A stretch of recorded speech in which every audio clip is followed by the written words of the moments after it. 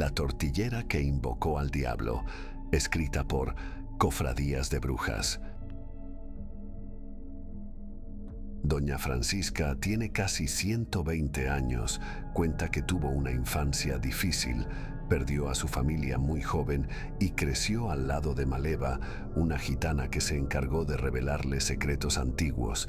No me malinterpreten, Francisca en su temprana niñez fue muy feliz, pues a pesar de que su familia era bastante estricta, ella era la consentida de entre todos sus hermanos. Su padre era bastante pudiente en ese poblado de la Herradura, ranchería situada cerca de Soto la Marina, en la Huasteca Tamaulipeca, allá por los ya lejanos años de 1930, cuando el país estaba ligeramente estable y la economía se recuperaba poco a poco después de los estragos post-revolucionarios.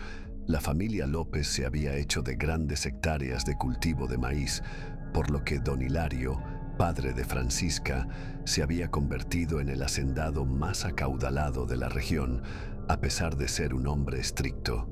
De armas tomar, adoraba a su Paquita, pues entre todos los hermanos era su única mujer, lo que la hacía la princesita de la casa y por lo tanto la flor más preciada de la casa López.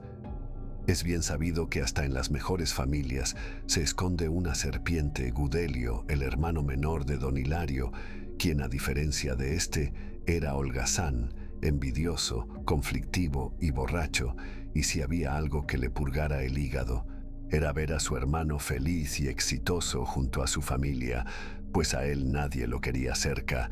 Su mala vibra hacía sentir mal a todo el que estaba cerca. Paquita tenía apenas 12 años en ese tiempo. No sabía nada de la vida fuera de casa y mucho menos de la maldad que habita el corazón de algunas personas, pero su tío Gudelio le asustaba, sin siquiera saber qué era el miedo. Le temía desde siempre y desgraciadamente no se equivocaba. Hilario no era persona que se guardara rencores por cosas del pasado, pero si había algo que no toleraba, que no podría perdonar ni siquiera después de muerto, era que su propio hermano le haya jugado chueco con la herencia. De por sí los rumores mentaban que la muerte de los padres de los López murieron en circunstancias extrañas y sospechosas. El hecho de que Gudelio López se haya quedado con toda la herencia a la fuerza, derrochándola en vicios, juego y mujeres, no hacía sino reforzar las sospechas de Hilario.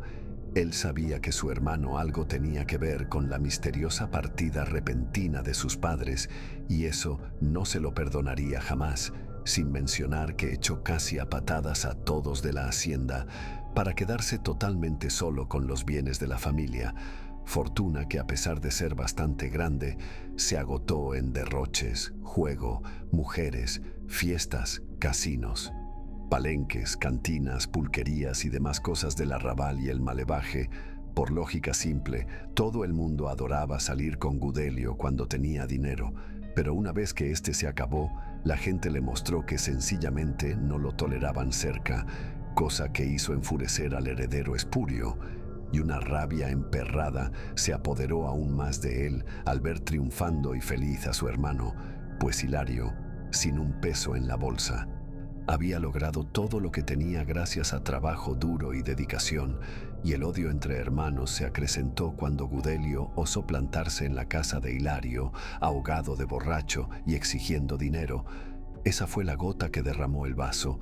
El viejo maldito llegó pateando puertas y dando órdenes, cosa que don Hilario claramente no soportó, echando a patadas a su propio hermano.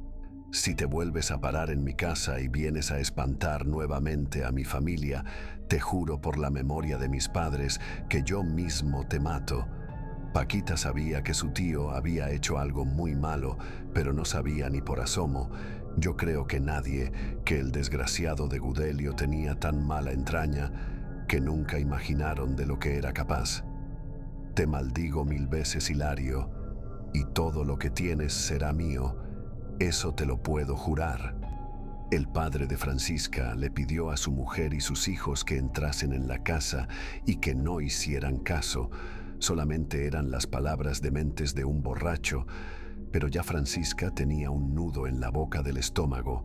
presintiendo el mal que se avecinaba, y para desgracia de todos y sorpresa de nadie, la niña tenía razón. Si bien nadie toleraba a Gudelio, los maleantes que se juntaban con él para embriagarse eran gente acostumbrada al hurto, el bandolerismo y el ultraje, y eran capaces de hacer las más aberrantes atrocidades por unos cuantos pesos. Así los convenció de ir con él noches después. No pidió sigilo. Todo el mundo debía saber de lo que era capaz de hacer con todo aquel que se metiera en su camino. Los bandoleros entraron echando bala, sin importarles que hubiera mujeres y niños dentro de la casa. Le quitaron la vida a todos de una manera atroz y violenta, pero Francisca se llevó la peor parte. Al ser mujercita y en pleno desarrollo, los malditos cerdos no tuvieron piedad ni compasión de ella, sin miramientos o remordimientos. La ultrajaron una y otra vez, golpeándola de una forma brutal, al grado que le cegaron el ojo derecho. No la dejaron hasta que la dieron por muerta. Después de saquear la casa, le prendieron fuego a todo. Paquita, como pudo al sentir el calor abrasante del fuego, se arrastró trabajosamente hasta llegar al camino donde Maleva la encontró. Aterrada por el estado de la niña y muy conmovida, la auxilió llevándola hasta su propia casa. El trauma había sido demasiado para la chiquilla, pero a pesar de ello contó a su ahora nana lo que había ocurrido. Maleva era dueña de la única tortilladora de la región, por lo que mucha gente acudía a su local para surtirse del vital alimento. Pero Maleva no era famosa solamente por sus tortillas, sino por sus trabajos de suerte y amor. La gitana era bruja, y de las mejores, teniendo clientes de varias partes del estado e incluso de las huastecas, potosina, veracruzana e hidalguense. Era apenas 8 años mayor que Francisca, por lo que no podía hacerse pasar por su madre, pero sí por su hermana mayor. La acogió en su casa y cuidó de ella. La niña estaba devastada, le habían desgraciado la vida, y la gitana sabía que no debían permitir que la chiquilla necesitaría mucho apoyo moral y calor de hogar. Ella misma no había tenido hermanos y no contaba con familia en la región, así que la acogió y la instruyó, no solo en el arte de hacer tortillas, sino en sus oscuros y arcanos conocimientos. Pero a pesar del cariño y la dedicación de Maleva, las pesadillas de la niña sencillamente se volvían cada vez peor. Había visto morir frente a sus ojos a su propia familia. Eso la seguía día con día sin poder remediar su situación. Pasaron los años y tanto Maleva como Francisca se hicieron muy solicitadas por sus tortillas y por sus habilidades especiales como curanderas y lectoras de cartas, hasta que un día al pueblo llegó un hombre mal encarado acompañado de un grupo de matones. Paquita se llevó la mano a su ausente ojo, cubierto ahora por un vistoso parche negro adornado con flores de muchos colores. La chica tomó un cuchillo, pero Maleva le pidió calma. Había mejores, o mejor dicho, formas más adecuadas para consumar su venganza. Encargaron la tortilladora esa semana a unas amigas de la gitana, dedicando toda una semana con sus días y sus noches en hacer de Francisca una bruja. Y su primer ritual consistió precisamente en su profanación hacia el Señor de las Tinieblas. Se le concedió un poder inimaginable a cambio de entregar vida por vida, Gudelio y sus hombres, por su propia alma y su vida, la vida de sus padres y hermanos. Ambas brujas conjuraron toda esa noche hasta que un hombre alto apareció en la puerta de la habitación, sin decir palabra alguna. Simplemente esperaba las instrucciones de quien le había invocado para cumplir su demoníaca tarea. Aquel hombre era inmensamente alto, no se le miraba el rostro, pero todos sus ropajes eran negros, literalmente era una sombra. Un demonio salido del bajo astral con sed de sangre y hambre de carne humana. Francisca le susurró al oído y el ente maligno salió perdiéndose en las sombras de la noche, al amparo de las tinieblas, deslizándose entre las tenebrosas sombras como un fantasma, aunque realmente era un ser que no estaba ni vivo ni muerto. Un moroi, un ser ancestral de la cultura rumana parecido a un vampiro pero mucho peor, con toda la bestialidad salida de los más profundos confines del infierno. El conjuro solamente se podía usar una vez y el moroi no se podría detener con nada. Nadie podía hacerle frente. Al inicio, Paquita sintió un poco de remordimiento, pero Maleva la trajo duramente a la realidad. Mostrándole el espejo, le dijo a su hermana adoptiva: ellos no tuvieron piedad de ti, no sintieron remordimientos ni compasión cuando te arrebataron a tu familia, a tus hermanitos. Luego Maleva sirvió 2 copas rebosantes de vino y bebieron. Simplemente esperarían a que el moroi terminara con su tarea para darle nuevamente el descanso eterno. Aunque Francisca no perdía su alma, la angustia eterna de la sangre en sus manos la seguiría por el resto de sus días, pero bien valía la pena el precio.